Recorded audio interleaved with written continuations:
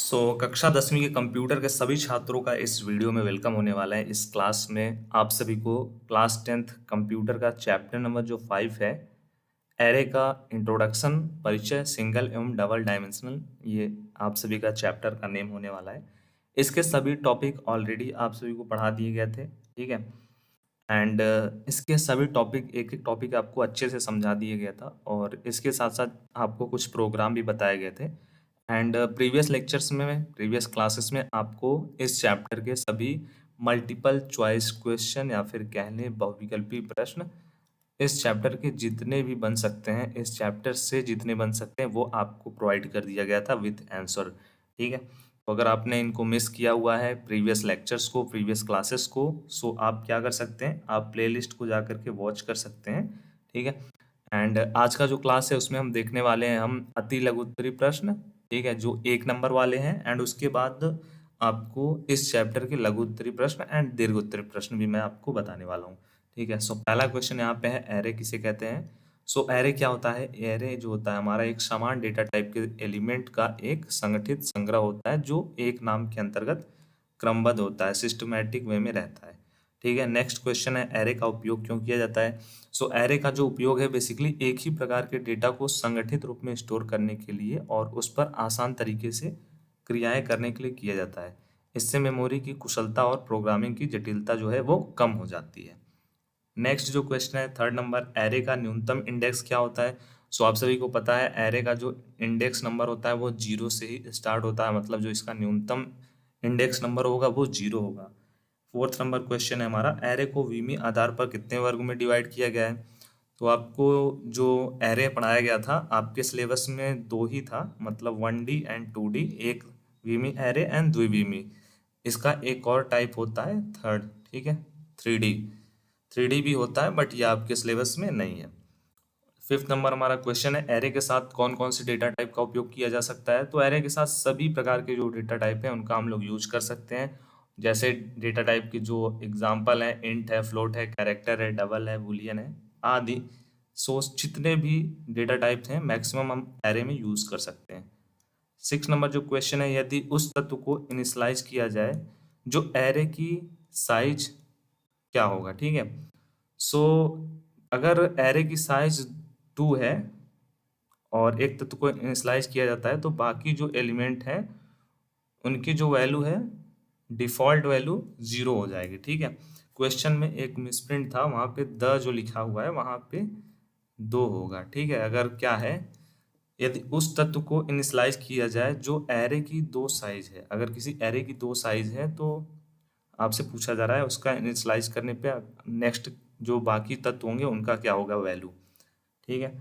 Next 7th number हमारा question है, array को सबस्क्रिप्ट वेरिएबल क्यों कहा जाता है। सो एरे को सबस्क्रिप्ट वेरिएबल इसलिए कहा जाता है क्योंकि इसमें इंडेक्स का उपयोग करके हम किसी भी विशेष एलिमेंट तक पहुंच सकते हैं, ठीक है।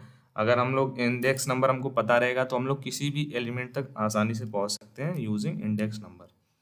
8th नंबर हमारा क्वेश्चन है, एरे को कितने प्रकार से इनिशियलाइज किया जा सकता है। तो एरे को हम लोग 2 प्रकार से इनिशियलाइज कर सकते हैं, ठीक है। कंपाइल टाइम के समय हम लोग इनिशियलाइजेशन का काम कर सकते हैं एंड रन टाइम के समय हम लोग इनिशियलाइजेशन का कार्य कर सकते हैं। इनिशियलाइजेशन क्या होता है, ठीक है। अगर आपको इस टॉपिक में कोई प्रॉब्लम है तो आप लेक्चर को वॉच कर सकते हैं, उसमें मैंने आपको इनिशियलाइजेशन पढ़ाया था, ठीक है। वन जो हमारा एक वी में एरे होता है उसका इनिशियलाइजेशन, द्विविमीय एरे उसका इनिशियलाइजेशन, डिक्लेरेशन, सब कुछ आपको एक एक सिंगल सिंगल टॉपिक पढ़ाया गया है। केवल इसलिए आपको पढ़ाया गया है टॉपिक जिससे आपको किसी भी प्रकार का कोई इशू ना हो।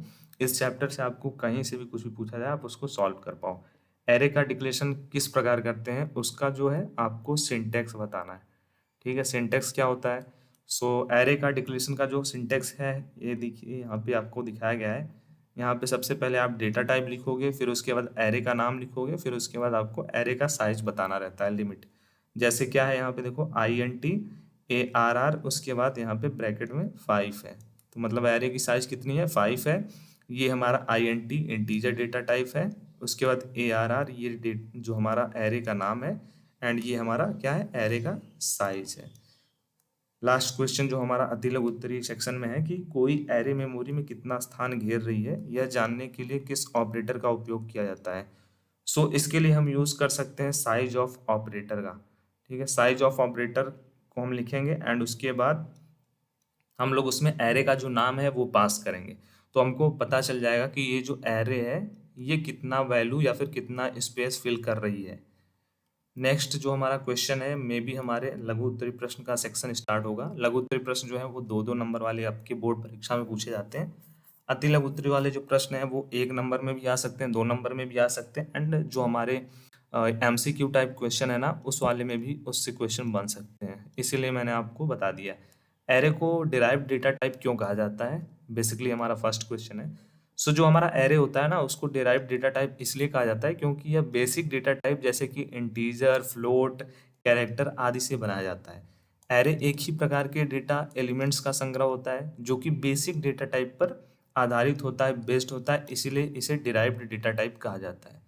सो अगर आपसे कहीं भी पूछ लिया गया कि एरे जो है ना उसको हम लोग डिराइव्ड डेटा टाइप क्यों कहते हैं, सो डिराइव्ड डेटा टाइप एरे को इसलिए कहते हैं बेसिकली क्योंकि ये जो है ना एक बेसिक डेटा टाइप, जो जितने भी हमारे बेसिक डेटा टाइप होते हैं, बेसिक डेटा टाइप कौन से हैं, इंटीजर, फ्लोट, कैरेक्टर, इससे ये बनाया जाता है एरे। इसीलिए हम लोग क्या करते हैं, कहते हैं एरे को हम लोग डिराइव्ड डेटा टाइप कहते हैं। नेक्स्ट आपसे पूछा गया है कि परिभाषा आपको लिखना है, एरे का परिभाषा, सबस्क्रिप्ट का, वेरिएबल का, एलिमेंट का, इंडेक्स का। बहुत ही इंपॉर्टेंट सेक्शन है, बहुत ही इंपॉर्टेंट क्वेश्चन है। सो एरे क्या होता है, एक प्रकार का डेटा स्ट्रक्चर है जिसमें समान प्रकार के कई वेरिएबल एक साथ संग्रहित हो सकते हैं। ये आपका एरे का हो गया। सबस्क्रिप्ट क्या होता है, यह एक इंडेक्स होता है जो दर्शाता है कि एरे के किस तत्व को हम लोग, एरे के किस तत्व तक पहुंचना है, ठीक है, किस किस एलिमेंट को हमको एक्सेस करना है, वो हम लोग सबस्क्रिप्ट के द्वारा ही, इंडेक्स वैल्यू के द्वारा हम लोग फाइंड करते हैं। वेरिएबल क्या होता है, वेरिएबल एक प्रकार का नामित मेमोरी स्थान होता है जिसका उपयोग डेटा को स्टोर करने के लिए किया जाता है। एलिमेंट क्या होता है, तत्व में हर एक वेरिएबल आइटम को एक एलिमेंट कहा जाता है। ठीक है। जो हमारा एरे होता है ना, एरे में जितने भी वेरिएबल होते हैं या फिर जो भी डेटा स्टोर होता है उसको हम लोग एलिमेंट बोलते हैं, हिंदी में उसको आइटम बोलते हैं। एंड लास्ट यहाँ पे इंडेक्स, इंडेक्स वह संख्या होती है जो एरे के किसी विशेष एलिमेंट या फिर तत्व की स्थिति को बताती है। इंडेक्स 0 से स्टार्ट होता है। जब मैंने आपको प्रोग्राम करके बताया था वहाँ पे भी मैंने आपको इंडेक्स से रिलेटेड इन्फॉर्मेशन दिया था। ठीक है। थर्ड नंबर हमारा क्वेश्चन है, एरे को हम लोग किस प्रकार इनिशलाइज करते हैं। सो एरे को हम लोग 2 टाइप से इनिशलाइज करते हैं। देखो, एग्जामिनेशन में अगर आपको 2 नंबर के लिए पूछा गया तो आप अगर इतना लिख दिए बहुत है। 4 नंबर के लिए आपसे पूछ लिया गया तो आपको कोशिश करना है इसका 3 गुना लिखना है, जितना आपने यहाँ पे लिखा है ना उसका 3 गुना आपको लिखना है। अगर यही जो भी देखो क्वेश्चन जितने नंबर के लिए पूछा जाएगा उसी के अकॉर्डिंग आपको चीज़ें वहाँ पे लिखनी है। जिस क्वेश्चन में आपको कम नंबर के लिए पूछा गया उस क्वेश्चन के लिए आपको थोड़ा कम समय अपना खर्च करना है। जिस क्वेश्चन को ज़्यादा नंबर के लिए पूछा गया है, ज़्यादा आपको लिखना है, वहाँ पे आपको अपना ज़्यादा टाइम जो है देना है। सो एरे को इनिशलाइज करने का 2 तरीका होता है। कंपाइल टाइम में हम लोग इनिशलाइज कर सकते हैं या फिर हम लोग जब प्रोग्राम को रन करते हैं तब हम लोग इनिशलाइज कर सकते हैं। ठीक है। फोर्थ नंबर हमारा क्वेश्चन है, एरे से आप क्या समझते हैं, एक यह साधारण वेरिएबल से किस प्रकार अलग होता है। ठीक है। सोच एरे हमारा क्या होता है, बेसिकली एक प्रकार का डेटा स्ट्रक्चर है जो समान प्रकार के डेटा को स्टोर करता है और उन्हें एक साथ संग्रहित करता है। और जो हमारा साधारण वेरिएबल होता है एक समय में केवल एक ही वेरिएबल को, एक ही मान को, एक ही वैल्यू को स्टोर कर सकता है, जबकि एरे में जो होता है हम लोग कई वैल्यू को संग्रहित कर सकते हैं, स्टोर कर सकते हैं। इंडेक्सिंग द्वारा हम लोग एक्सेस कर सकते हैं। आपको पता है अगर हमने क्या किया, अगर हमने कोई भी वेरिएबल जो है ना, एक मान लो हमने वेरिएबल बनाया, यहाँ पे वेरिएबल ए बनाया एंड उसके अंदर 3 नाम की वैल्यू को स्टोर कर दिया। अगर हम फिर से वेरिएबल ए बनाएंगे एंड उसमें हमने 5 नाम की वैल्यू को एक्सेस मीन स्टोर कर दिया, तो अब जो हमारा नया वैल्यू है ना वेरिएबल ए में वो कितना होगा, वो 5 होगा। मतलब अगर हमने नेक्स्ट स्टेप में ए की वैल्यू को कुछ और स्टोर कर दिया तो ये न्यू वैल्यू क्या हो जाएगी, न्यू वैल्यू हमारी जो हम न्यू वैल्यू उसमें असाइन करेंगे वही हो जाएगी। प्रीवियस डेटा इसमें डिलीट होता रहता है, किसमें, वेरिएबल में। वेरिएबल एक टेम्परेरी होता है मेमोरी लोकेशन, बट जो हमारा एरे होता है उसमें हम लोग मल्टीपल, एरे में हम लोग क्या करते हैं, मल्टीपल बहुत सारे डेटा को एक साथ हम लोग स्टोर कर सकते हैं। ठीक है। नेक्स्ट क्वेश्चन यहाँ पे है, सबस्क्रिप्ट का एरे में क्या महत्व है। सो जो सबस्क्रिप्ट होता है, जिसे हम लोग इंडेक्स भी कहते हैं, इसका उपयोग एरे में संग्रहित एलिमेंट तक पहुंचना होता है एंड एरे के किसी विशेष एलिमेंट को पहचानने में मदद करता है, जिससे हम उसे एक्सेस या फिर संशोधित कर सकते हैं। एक बीमी एरे तथा द्विबीमी एरे में क्या डिफरेंस होता है, इसको मैंने आपको डिटेल्स में समझाया हुआ है, टॉपिक वाइज जब पढ़ाया था। अगर आप चाहें तो प्लेलिस्ट को जरूर से चेक करना। सो हमारा जो वन डायमेंशन एरे होता है, यह एक लीनियर एरे होता है जो एकल आयाम स्ट्रेट लाइन में डेटा को स्टोर करता है। बट जो हमारा द्विबीमी एरे होता है, वो रो एंड कॉलम में डेटा को स्टोर करता है और इसे हम एक मैट्रिक्स की भांति समझ सकते हैं। ठीक है, ये इसका प्रोग्राम है वन बीमी एरे का एंड ये है हमारा द्विबीमी एरे का। ये नेक्स्ट हमारा क्वेश्चन है, द्विबीमी एरे को किस प्रकार इनिशियलाइज किया जाता है। तो द्विबीमी एरे को आपको पता है इनिशियलाइजेशन करने का सबसे पहले आप लिखोगे डेटा टाइप। मैंने यहाँ पे लिख दिया इंट। इंट का मतलब क्या है, ये इंटीजर टाइप का डेटा रहने वाला है। ठीक है, फिर उसके बाद हम लिखेंगे एरे का नाम। एरे का नाम यहाँ पे ARR लिख दिया। ये क्या है, ये एरे का नाम होगा। ठीक है, एरे का नेम।